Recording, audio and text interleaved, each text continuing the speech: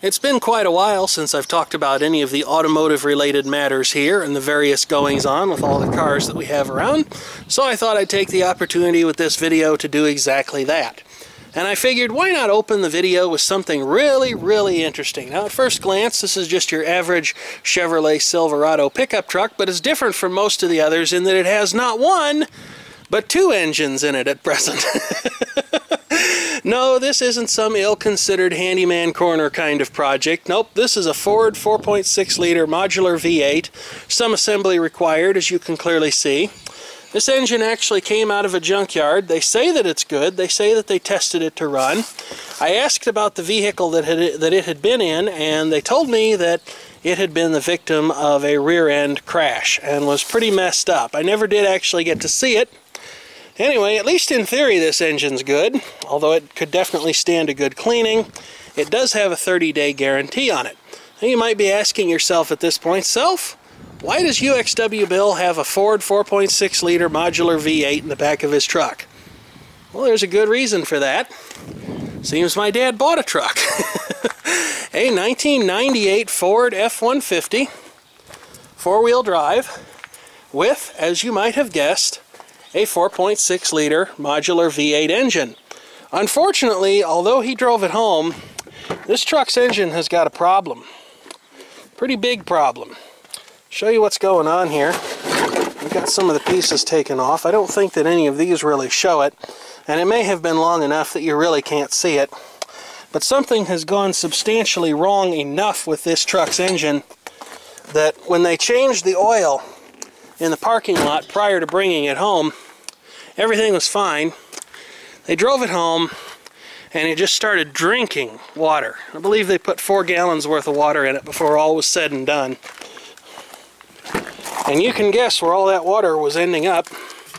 See if I can pop the hood here. That's right, it was going right straight into the oil, which is not a good thing for any engine to be doing. And the consensus seems to be that the engine itself probably isn't worth fixing. So that's why we have a replacement.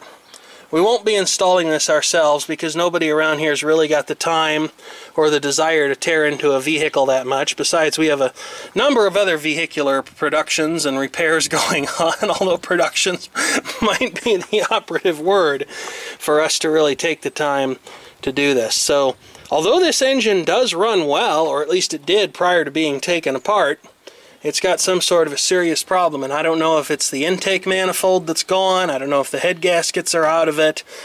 I haven't been into it far enough, and the keykeeper and Furhead are not here right now. They're the ones who took it apart.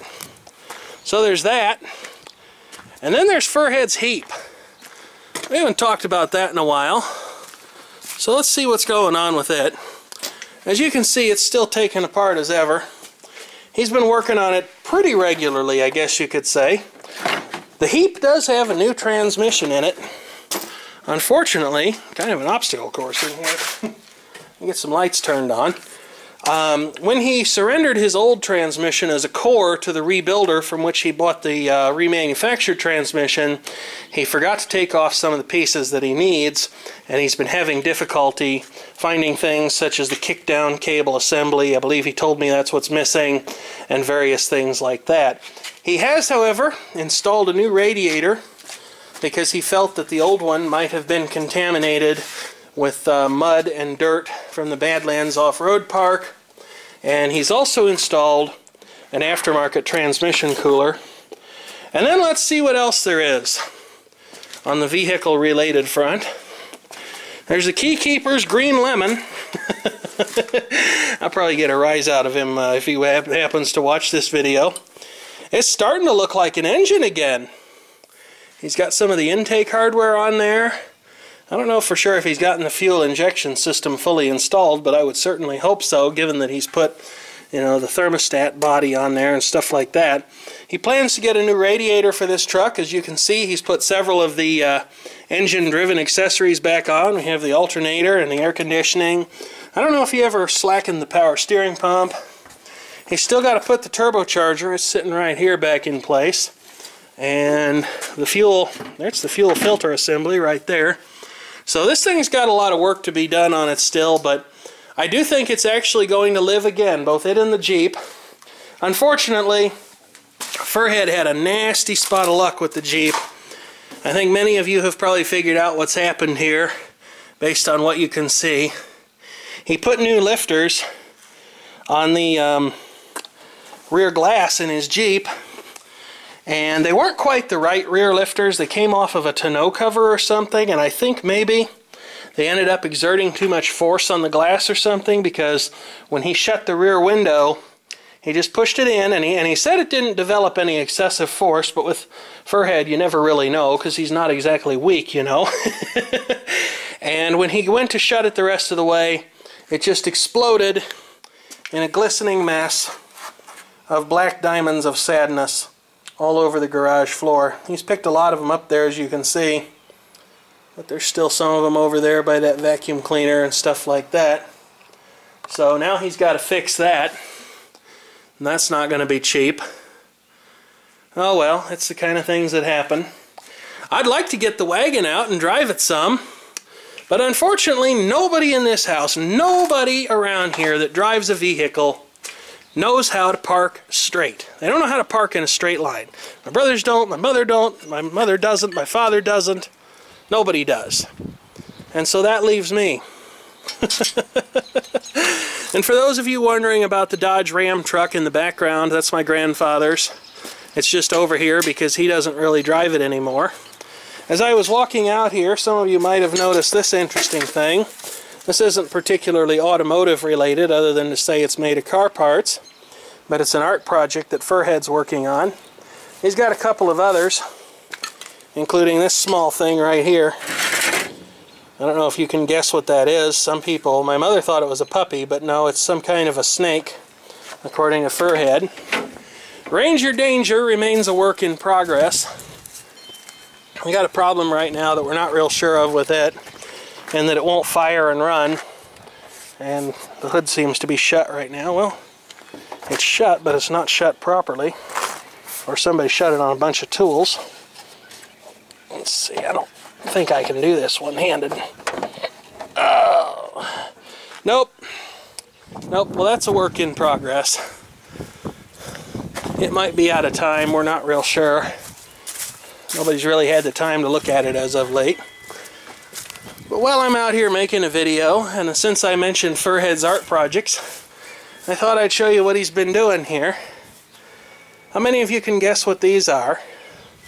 They're made out of old shovels, brake drums. They're insects. Yep. You know, a lot of you know Furhead as being something of a boisterous type, but he's actually quite a gifted artist, very clever. And he's getting ready to participate in an art show. So he's assembled a number of things, including all of these bugs. And if we go back the other way here, there was something else he assembled. It was sitting in front of the Jeep. Let's see if I can do this without like falling and dying. He made this thing. I'm not sure what these are, but he made it out of those things and a bunch of old wrenches that he welded together. You can see he's been working on the welding over here. I'm really not crazy about this because I told him if he gets any welding spatter on that wagon, I'm going to kill him. So he better not do that. He's been plenty busy with that. Let's go and look at some of the other art-related things that he's got going on here. Nope, I'm not ready to shut that yet.